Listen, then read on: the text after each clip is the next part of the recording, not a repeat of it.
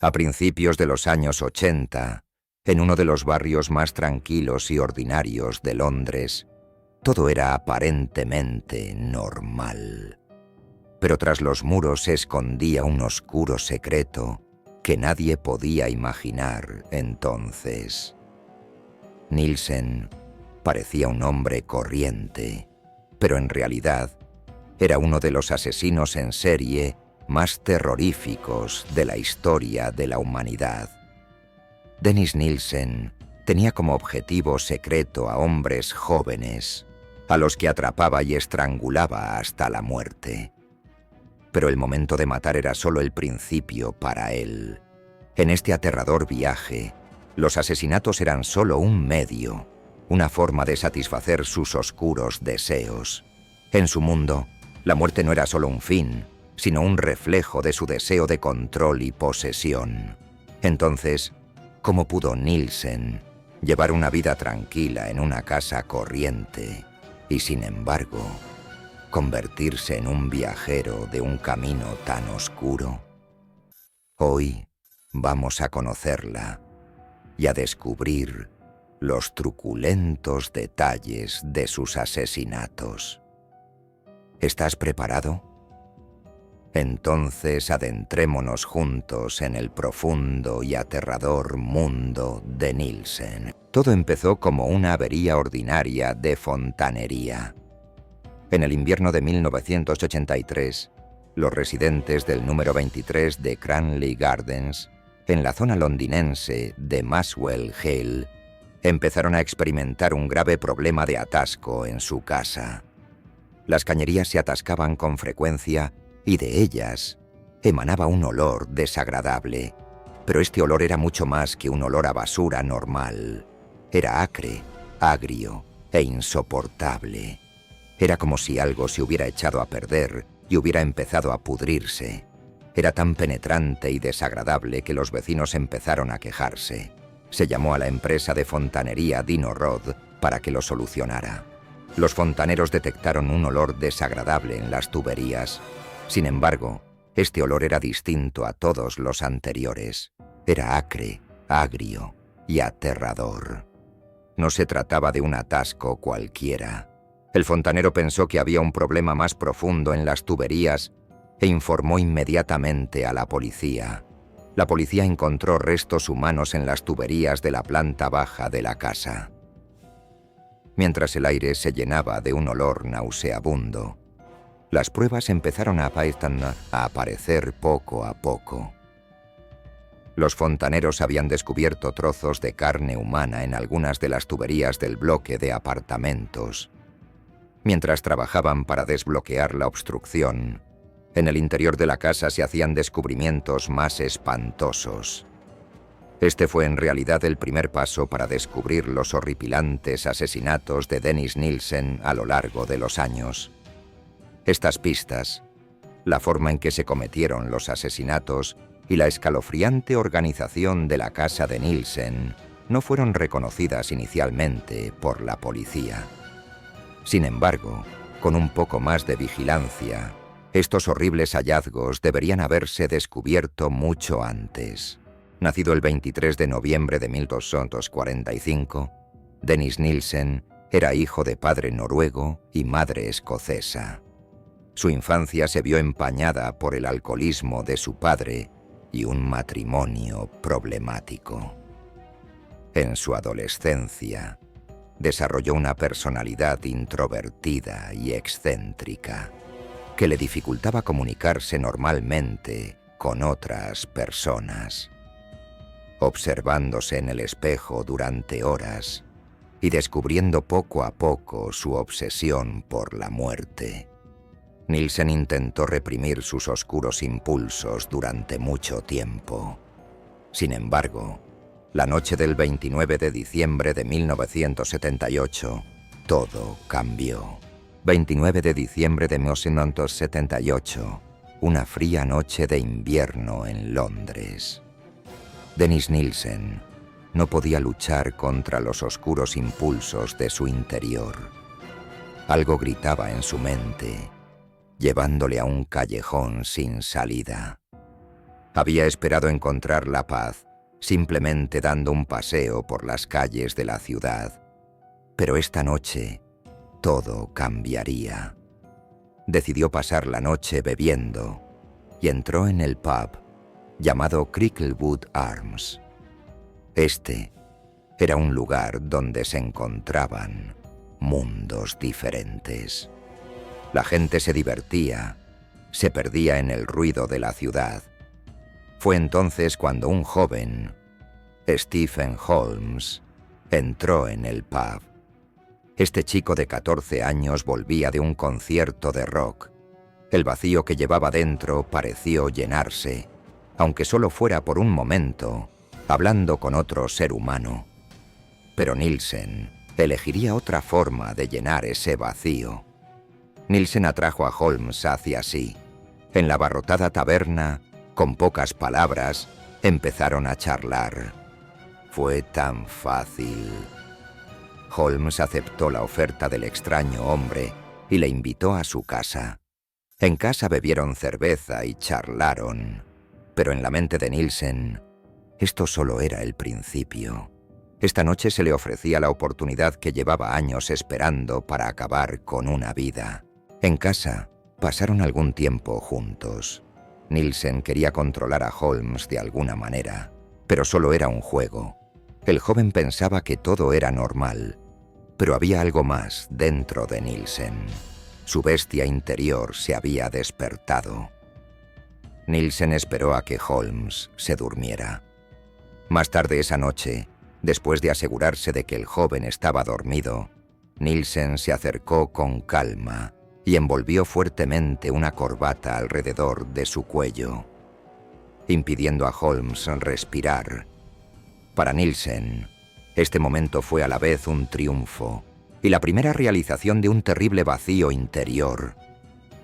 Los oscuros deseos que habían estado creciendo en su interior durante años, por fin, habían sido liberados. Pero no fue suficiente para él. Tras la muerte del joven, pasó días enteros con su cadáver. El cadáver le proporcionaba una especie de plenitud, igual que tener un cuerpo muerto. El cadáver se convirtió en el amigo de Nielsen, que adoptó una actitud posesiva hacia él. Cuando el cadáver empezó a descomponerse, Nielsen lo desmembró sin perder el control. Sus restos simbolizaban el control de Nielsen sobre la casa. Los trozos del cadáver demostraban que, de algún modo, le pertenecía. Se había entrelazado con su cadáver. Al desmembrar el cadáver, se sumió cada vez más en la obsesión de destruirla. Pero esto era solo el principio para Nielsen. Holmes fue su primera víctima, pero otras le seguirían. Para él matar no era solo asesinar, era una forma de control, una forma de propiedad, una forma de autoexpresión. La muerte de Holmes fue un punto de inflexión para Nielsen. Encontró una forma diferente de aliviar su soledad. Trató al cadáver como a un amigo, hablándole y teniéndolo en su casa. Cuando el cuerpo empezó a descomponerse, Nielsen lo cortó en trozos pequeños y lo quemó en su jardín. Esto fue solo el principio. El primer asesinato le llevó por un camino más oscuro y presagió muchos más asesinatos por venir. Tras la muerte de Stephen Holmes, Dennis Nielsen fue incapaz de controlar los oscuros impulsos que crecían en su interior. El asesinato era solo el principio para él. Ahora tenía como objetivo a hombres jóvenes que vagaban solos por las calles de Londres y se sentían solos. Su vulnerabilidad alimentaba aún más el hambre de Nielsen. Mientras cometía sus asesinatos, el enfoque de Nielsen era muy sistemático. Cada paso estaba calculado. Los asesinatos de Nielsen se basaban en gran medida en un patrón determinado. Sus víctimas eran en su mayoría hombres solitarios, vulnerables e indefensos. Nielsen creía que, por ser homosexual, Estos hombres estaban más aislados y solos en la sociedad. Estos hombres que, como él, tenían dificultades para establecer vínculos afectivos y estaban alejados de su entorno social, eran objetivos fáciles de cazar para él en su mundo real. No le costaba invitar a sus víctimas a su casa. A veces atrapaba a jóvenes que conocía en pubs, a veces a jóvenes que encontraba en la calle. Nielsen los trataba con compasión, atrayéndolos a su casa con promesas de comida y alcohol para aliviar su soledad. En casa, todo parecía tranquilo, pero a medida que avanzaba la noche, los jóvenes empezaban a darse cuenta del lado oscuro de Nielsen. La forma en que mataba a la mayoría de ellos era casi idéntica. Normalmente los estrangulaba hasta la muerte y a veces les daba alcohol para sedarlos antes de matarlos. Pero el momento de la muerte no era solo un final. Para Nielsen era una sensación de control. Después de los asesinatos, quería estar a solas con los cuerpos de sus víctimas. El tiempo que pasaba con los cadáveres le daba una sensación de propiedad. Esto le llevó a seguir matando. A medida que los cadáveres empezaban a descomponerse, aumentaba el deseo de Nielsen de hacerlo todo más controlable. Desmembró los cuerpos y utilizó diversos métodos para disfrazarlos. Este proceso le proporcionaba una especie de satisfacción. Los restos de sus víctimas se convirtieron en objetos de control de Nielsen, como si hubieran pasado a ser de su propiedad. La mayoría de los asesinatos de Nielsen no fueron investigados con sospecha por la policía.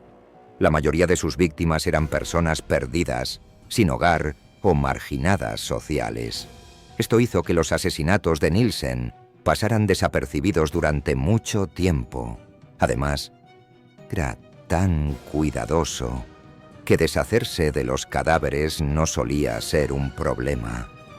Nielsen ocultaba los cadáveres arrojándolos a las alcantarillas.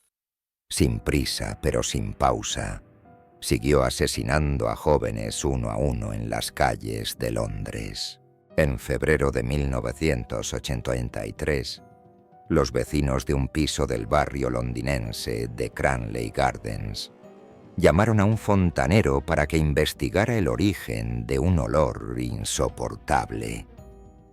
El equipo de la empresa de fontanería Dino Roth no daba crédito a lo que veían sus ojos cuando se dieron cuenta de lo que obstruía las tuberías. No se trataba de una obstrucción cualquiera, sino que encontraron trozos de carne humana en las tuberías. La situación se denunció rápidamente a la policía. La policía visitó el piso de Nielsen para investigar el origen de los trozos de carne. Él era el centro de las sospechas en el bloque de apartamentos. Cuando los detectives entraron en su piso, se encontraron con una escena horrible. Encontraron restos humanos escondidos en bolsas de plástico en varias partes de la casa. Incapaz de negar la evidencia, Nielsen confesó fríamente sus crímenes. Dirigiéndose a los detectives, dijo tranquilamente: «¿Cuántos cadáveres habéis encontrado?» «Hay más». Nielsen confesó ser responsable de 15 asesinatos. Sin embargo, este número no era exacto, porque la identidad de algunas de las víctimas seguía siendo un misterio. El tribunal quedó consternado por su sangre fría y la brutalidad de sus asesinatos. El 4 de noviembre de 1983 fue condenado a cadena perpetua por 6 asesinatos y 2 intentos de asesinato. El juez declaró que Nielsen nunca debería haber sido puesto en libertad.